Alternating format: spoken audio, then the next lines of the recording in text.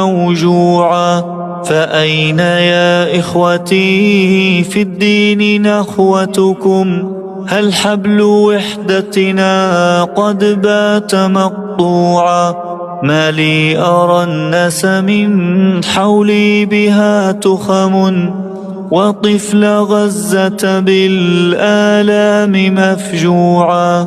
أما لنا فيكم يا إخوتي رحم، أتى به الدين مقروءا ومسموعا.